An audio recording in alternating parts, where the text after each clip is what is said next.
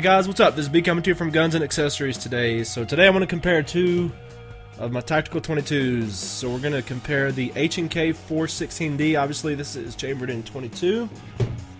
And we're going to compare that to the Beretta ARX 160 chambered in 22. So before I get into all the nuts and bolts of this, I just want to say at the beginning of this that both of these are sweet rifles. I've not had any failures with them other than complete ammo related failures, and particularly with Federal Bulk is where I've had a few little hiccups, but I know it's been specific to that ammo. I've not had any problems with either one of these rifles. So as far as reliability goes, I don't see an advantage here. Both of these rifles are both awesome. They're both solid rifles. But there are some definite distinguishing things here, and that's what we're going to get into today.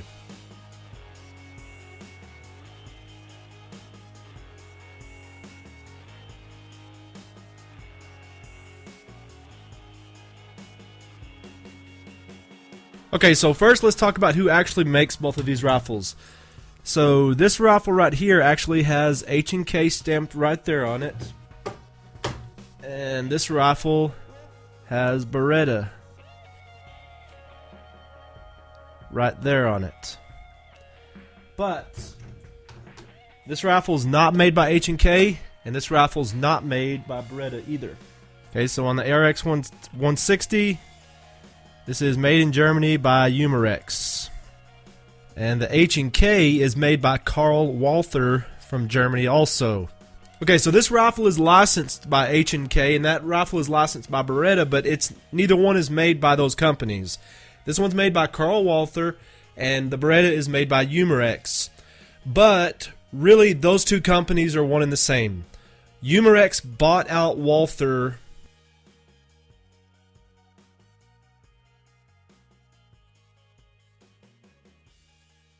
And so these two rifles really are made by the same company, and they're probably made in the same house actually.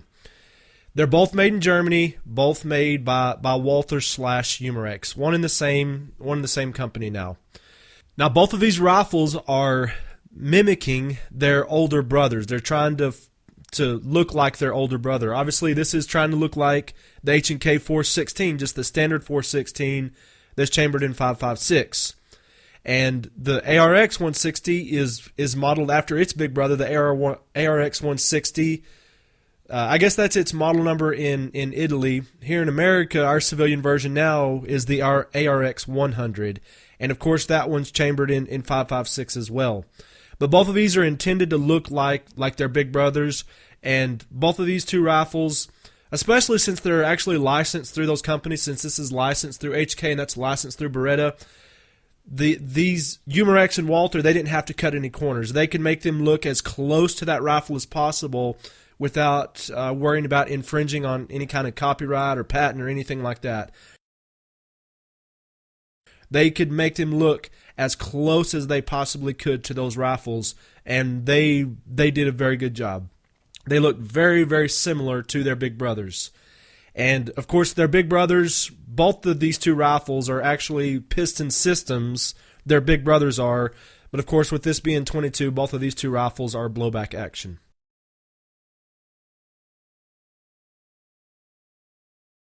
Okay, as I talk about both of these rifles today, there's going to be similarities between this and some of the other versus videos that I do, because I'm talking about the same rifles here kind of in these.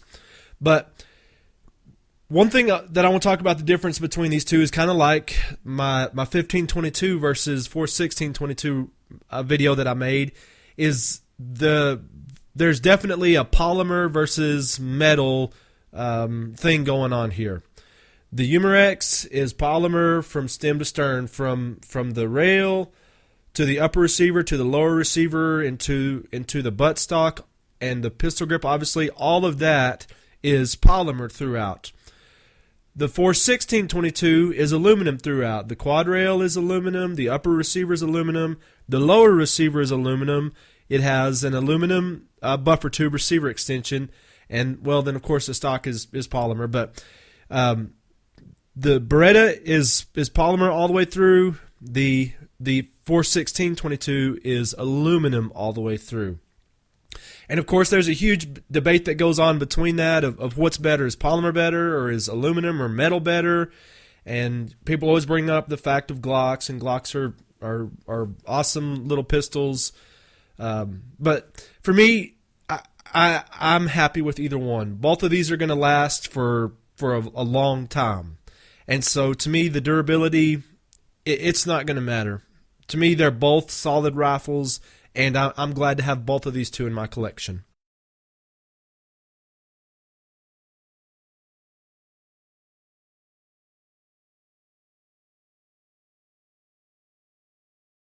Okay, let's talk about price for a little bit. I bought my ARX 160 on sale earlier this year, and I think I paid around $350 for it.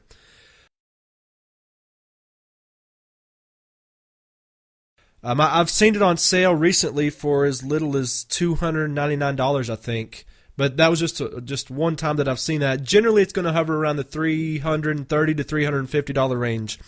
I think on Buds, they have it there all the time for $330. So you can get that price all day long. And if you go on to Slick Guns and look there, just watch through there. I've seen it going through, like I said, I think I saw it for $299 in the last couple weeks or so. The ARX 160, I bought mine on sale from Palmetto State for $299 earlier this year. Well, I guess this is January now of 2015, so earlier last year. But I bought mine for $299. I had free shipping on that thing, so I got this for pretty cheap. You'll still be able to get these on Gunbroker, no doubt. But probably on Gunbroker, you're probably looking, I don't know, $350 to $450 range, or maybe even up to $500. And for right now, obviously, the ARX 160, you're going to be able to get it a little bit cheaper. Okay, let's compare weights real quick. So first of all, for the H&K, this thing is heavy.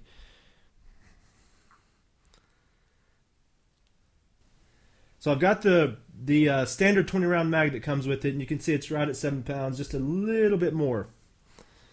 Okay, next for the ARX. And you can see it's just about a pound lighter. Just a little bit above 6 pounds. So that metal frame definitely makes a difference. Alright, now let's compare the standard sights that come with both of these rifles. So let's start off with the ARX. And it has these kind of flip-up sights here.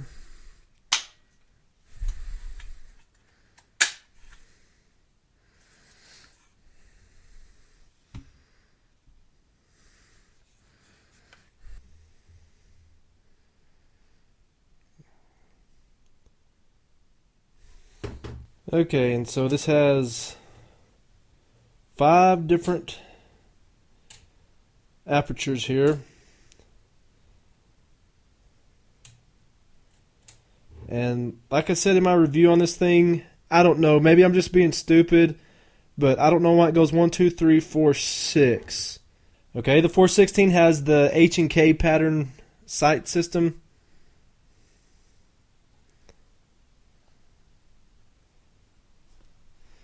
There, you spin this.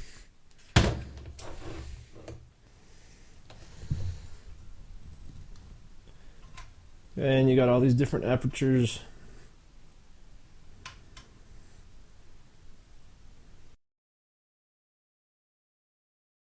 Alright, next is the ButtStocks, and there's nothing fancy about this buttstock.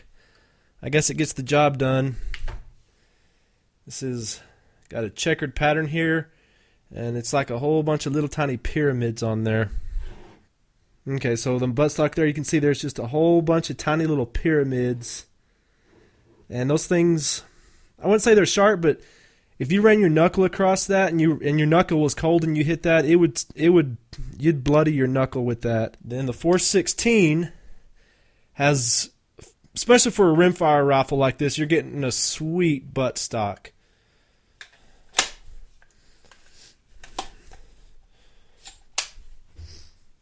Let me just take this off and show you here real quick. So this thing is awesome. This feels a little bit rubbery. It's not, it really doesn't give it all. It's pretty rigid.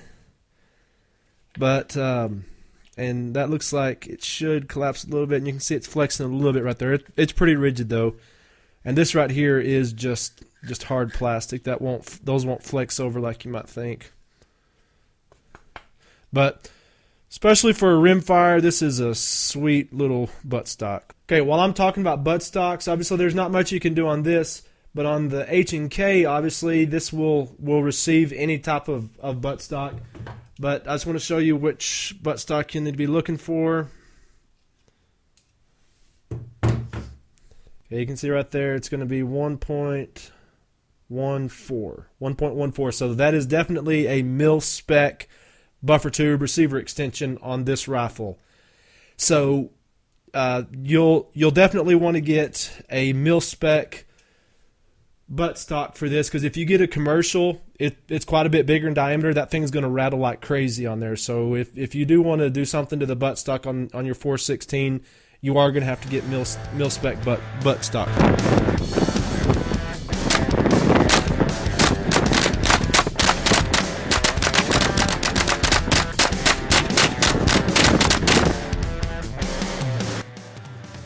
Okay, let me go ahead and show you what you need to do to be able to field strip these, and that way I can get them kind of broken down. It'll be easier for me to manage these behind the camera here. So field strip on both of these two rifles is extremely easy. So there's not much to that. So really both of these are just as easy to field strip as the other. Although, well, I guess the Beretta probably takes just a little bit of an edge because you can get to the bolt just a little bit easier. But they're both relatively easy. Okay, so let's field strip the Beretta first. First thing we need to do is fold our stock over. Now, on the safety selector switch, if you put it to fire and try to push it any further that way, you'll feel that it just stops. But if you put it to safe and then keep pushing it this way, you'll feel spring tension. And that's bringing this block down here, it's bringing it up out of a post so that this can be pulled loose. So what you do is you push this past safe, you push down on the block back here, and then this relieves tension from right here. This block is clipping in right here, and once you push this down, you can see that pin right there moves, and it lets that free. And so this just pivots down and out.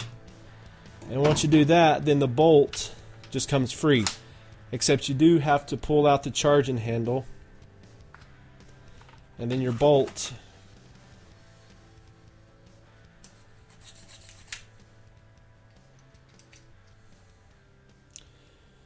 So pretty simple field strip there. Got the lower receiver pulled off. Got the bolt pulled out. Can get to cleaning in all these little places here real easy. Okay, so let's field strip the 416. So this breaks down just like an AR-15. So we're going to push the rear pin out. And this is different than a standard AR-15 because this is not held captive. It pulls all the way out. And the shorter pin is the one that goes in the rear. And then it pivots up from there. And then you can push your front pin out. Same thing on that. This one's not held captive. It pulls all the way out. This is the longer one. This is the front one. Okay. Now, this is all H&K or Walther, Umarex, whoever you want to say. This is as far as they recommend you take this thing apart is to this point right here. Because from here, it's not the same as an AR-15. Like on the Smith & Wesson MVP 1522, the bolt and charging handle won't come out until you take off the flash suppressor. Okay, so mine came with the tool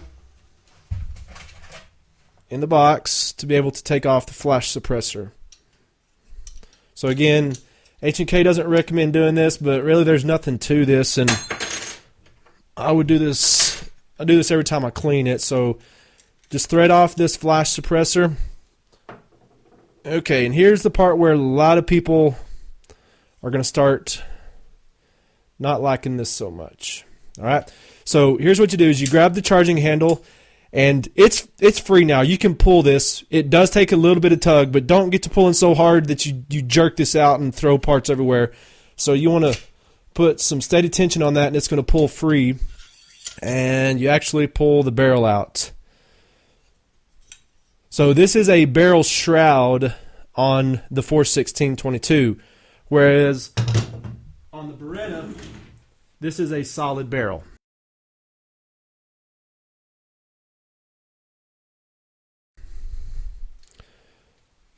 All right, and then from there, this charging handle, and this charging handle is aluminum, nice solid charging handle. And there's your bolt on there, and your barrel.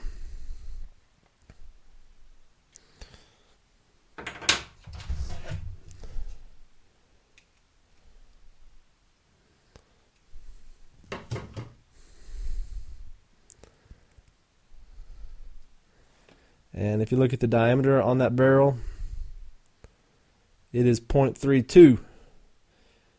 The bullet going through there is 0.22. So not a very thick barrel, but it's a good barrel. It's solid for 22 rimfire. I don't think I'll ever have problems with it. But there you go. That's kind of it field stripped. So, while I have this field strip, let's just look at some of these individual parts. First thing I want to talk about is the pistol grip between these two. So, this is the pistol grip for the ARX 160, and it's about as plain as you could imagine. It's got checkering on the sides. It just has lines running on the back strap here. There's nothing on the front. And obviously with the Beretta, this is all one molded piece, so you cannot change the pistol grip here. I guess you can put, some of those things that can wrap around maybe, but as far as this pistol grip goes, this is what you got here. You're stuck with this. On the 416-22, it comes with this pistol grip, and this is an awesome pistol grip. It's kind of swelled out in the back here, and it kind of has this stippling on the sides.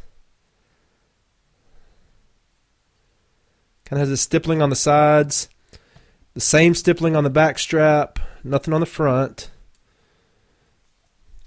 But I definitely like this pistol grip. It fills my palm up very well. I like this. And on this, and it has storage here, and we'll talk more about that in a little bit.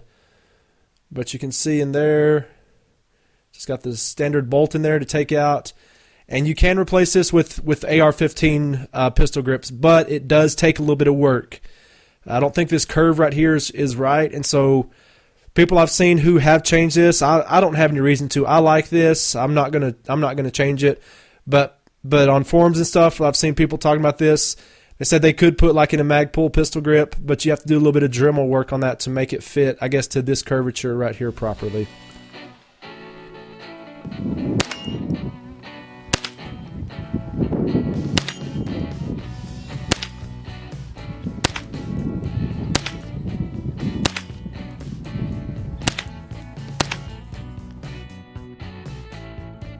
Okay, so let's compare these two lowers while I have this apart.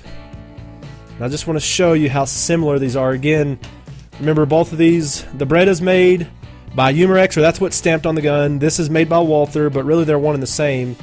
And when you look at the trigger mechanism here, you can definitely see the similarities.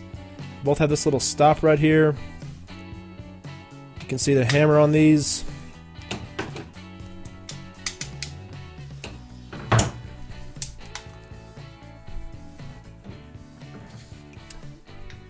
Same hammer. One thing I thought was interesting on this, though, is the hammer on the Beretta has a number 1 on it, and the hammer on the 416-22 has a number 2 on it. I don't know, they look exactly the same to me, but 1 and a 2 there. But you can see how similar these two are.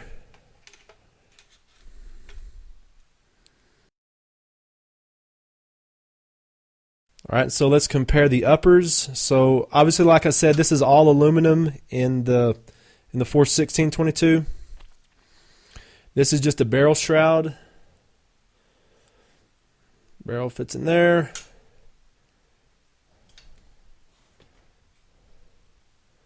Barrel slides right in there.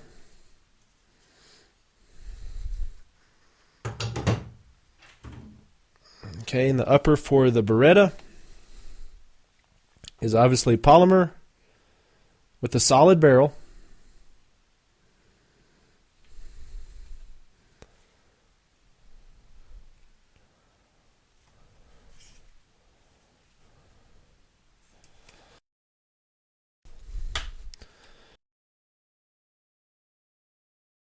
Okay, so while we're talking about this, about the barrel here, flash suppressors, muzzle devices on either one of these, the Beretta already has standard 1/2x28 threading on it. It is pinned here on mine, but it's just a roll pin. You can knock that out real easy and just thread that off. So this has just standard 1/2x28, so you can get any AR-15 muzzle device basically, and to be able to put it on here very easily. The threading on the 416-22 is not standard, but there's an adapter you can get for this from Tactical 22, I believe it is. I'll throw that up here on the screen. You can get this adapter. I don't remember if it's 20 or 30 bucks, but it'll adapt it where you get standard 1/2x28 threading. Okay, so again, while I have this broken down, it's easier for me to manage. Let's talk about storage option on these. On the Beretta, basically, there is no storage. There's nothing in the pistol grip unless, I guess maybe you could fashion something maybe to cover that up to hold something in there, but from the factory, there's nothing there. That's just open. And there's nothing on the stock that provides any kind of storage. There's just no storage on this. The 416-22 from the factory has quite a bit of storage. So I showed you this a second ago here in the pistol grip. You pop that off, and you've got storage there. And also in the buttstock, there's quite a bit of storage. This butt plate right here actually swivels off.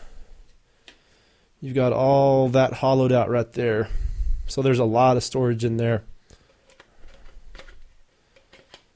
So if that's important to you, storage options from the factory are a whole lot more on the 416-22 than they are on the Beretta.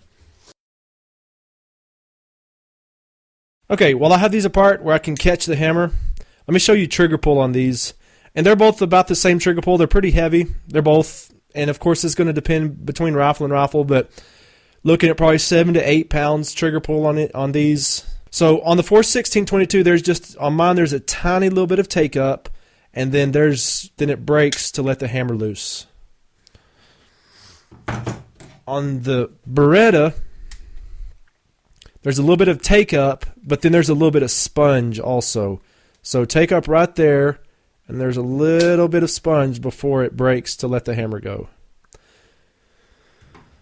So the trigger on both of these is decent. It's not going to win any awards, but it's not terrible triggers either. Alright, so let's go ahead and reassemble these. And make sure you put your charging handle in on top of the bolt assembly first, or slide housing assembly, I think is what this is officially called.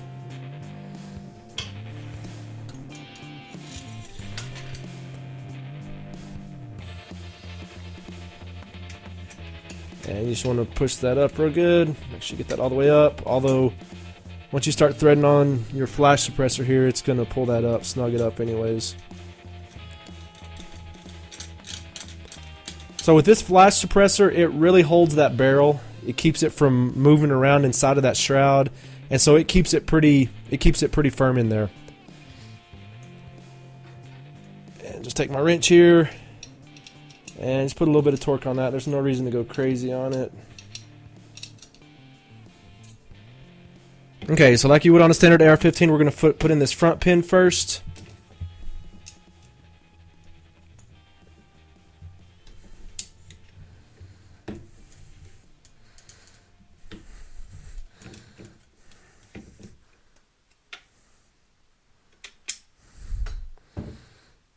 And just like it would on camera on any of those, it's always very difficult to do that.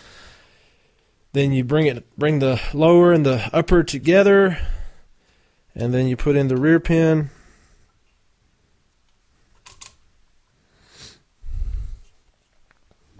I'll throw the buttstock back on here.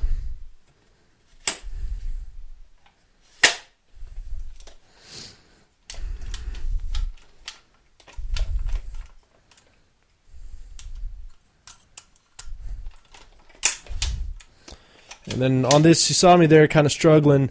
This dust cover really makes it tough to pull this charging handle back. You really have to give a little bit of oomph to get that thing to throw the dust cover open.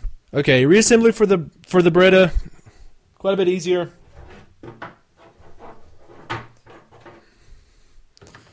So I'm just going to drop the bolt in. Then I'm going to put in my charging handle. And this is ambidextrous. You can put it on the left or the right hand side, whichever one I prefer. Alright, then push that down.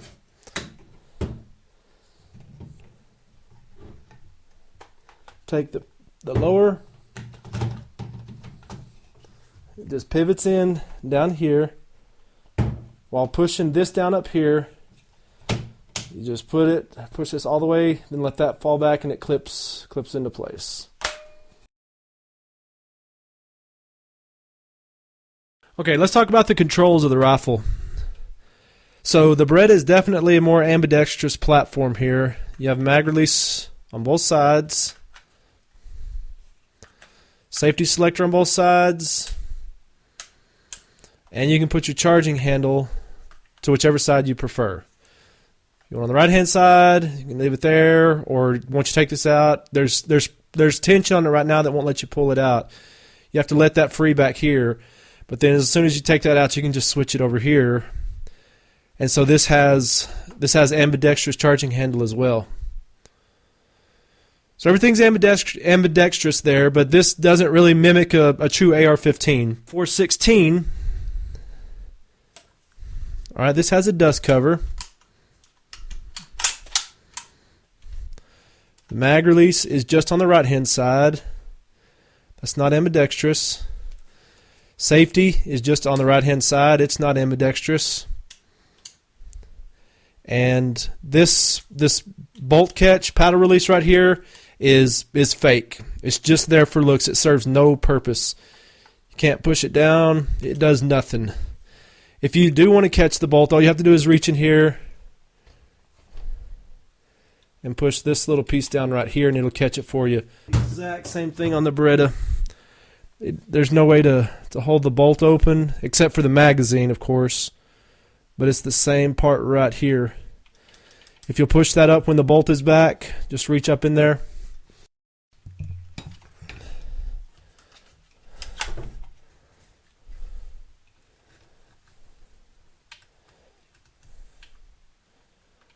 Okay, I'm pushing that part up right there, and it'll catch the bolt for you. Okay, let's talk about magazines. So the magazines that came standard with the ones that I bought were these 20 round mags. And these are the exact same mag. The only difference is this one that says Walther on it. That's the one that came with my 416. This one says Made in Germany. This is the one that came with the Beretta. But these are the exact same mag. Both of these use the same magazines. These are mags that are labeled for the 416, but they work fine in my Beretta.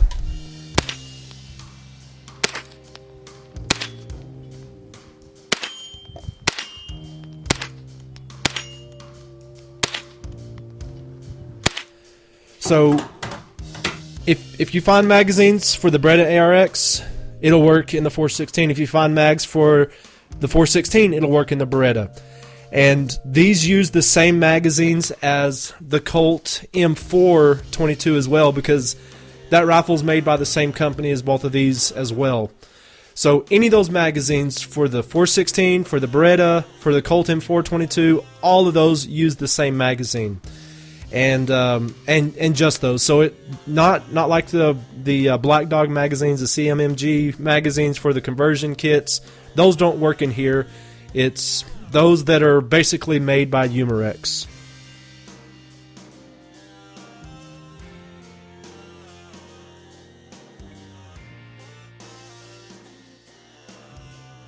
Okay, let's talk about factory replacement parts. Brownells lists out parts for the Beretta, and you can order those right off Brownells. The 416-22, I have a parts diagram for it. Okay, Parts diagram, parts list with part numbers on there. And you can see there it's Walther. This is for the 416 and it has part numbers on there, but I have not been able to find a source for these. Now, like I said, these two are made by the same company, so really, and like you could see there was some parts on there for sure that were the same thing. So, you know, if you find some parts for this, you can find parts for this. You may be able to find them that correspond in the 416-22. But as far as just finding those part numbers for the 416, I have not found a source to be able to get factory replacement parts on that. Now, let's talk about replacing any other parts with other just standard parts. Now, on the Beretta, there's really not many other parts that you're going to be able to interchange. The obviously the trigger is a proprietary trigger for this rifle. You're not going to be able to get any AR-15 standard parts for that. The bolt obviously is made specifically for this. So there's not a whole lot of replacement parts on that. On the 416-22, like I said, you could get a new pistol grip, you can get a new buttstock. The trigger guard on this works just like a standard AR-15. You push that pin out, this pivots, and then there's a pin under spring tension right there that you push this and you can pop that right out. So you can replace this with a standard AR-15 trigger guard, but again, I have no reason to change this. You know, if you wanted the enhanced one.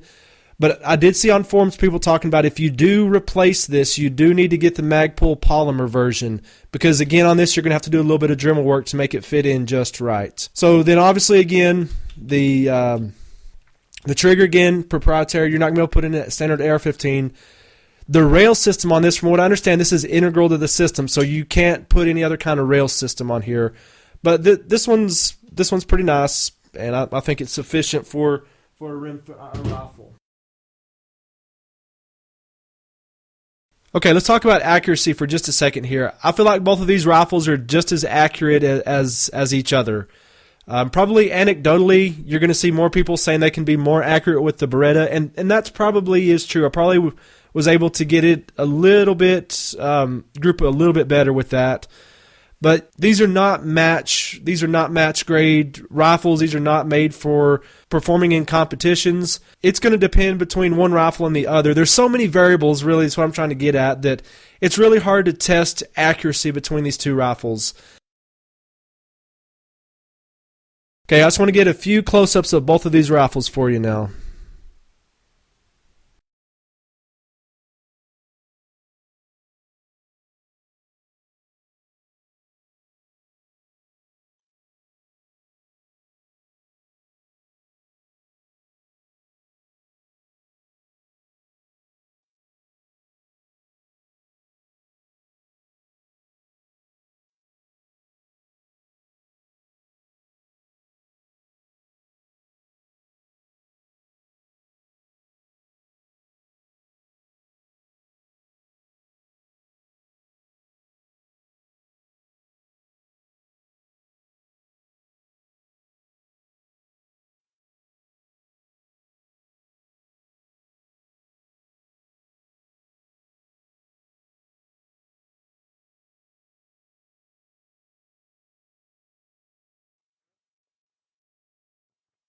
So the 416 a little bit. Show it off with the standard 20 round mag here. I definitely like how they painted here. Looks really nice to my eyes.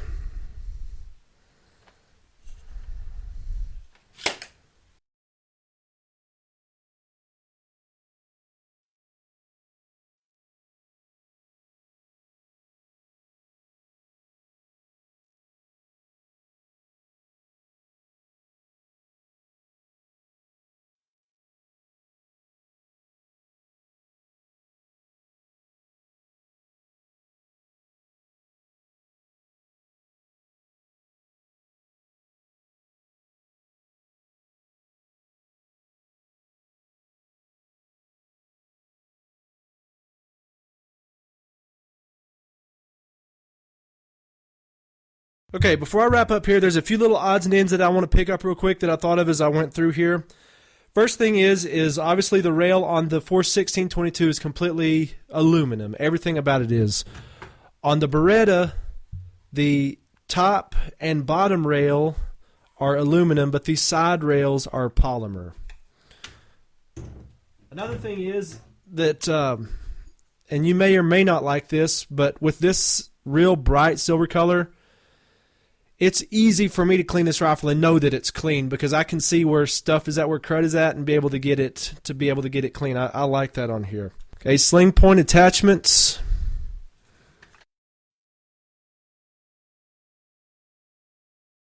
Okay, the forward assist is fake. Serves no purpose. Just to make it look nice. Okay, just a little thing that I like on the ARX is when the bolt holds open, you can see all the way through the rifle. And I guess you can make a case that lets more dirt in, more dust. But I can look at that real easy and see that the bolt is open. Whereas on the H&K, it's just like a standard AR-15, you can see in this ejection port, but on this side you can't see through it, so have to spend a little bit more time checking to see if your bolt is held open. Okay, so just to kind of wrap up with these two rifles, they're both sweet rifles. You're not going to go wrong with either one of these. It's not like some of the other 22 rifles that have had a whole lot of problems. These two are solid rifles. I've shot all kinds of ammo out of both of these. Shot Federal bulk, shot Winchester bulk, shot CCI Mini Mag, CCI AR Tactical, shot all kinds, Remington Golden Bullet. I've shot all kinds of ammo, and it's neither one of these are ammo particular. They'll both eat anything. Like I said, I've never had a problem with any of these. The only thing I've ever had a problem with is the what I call Fed Red boxes, those 550 round boxes from Walmart. But I'm pretty sure those few boxes I ran through these two rifles it just wasn't a good batch of Federal, and it was just dud ammunition. But it was just that ammunition because I didn't have any problems with CCI, Remington, or Winchester in any of these two rifles. They're both solid rifles.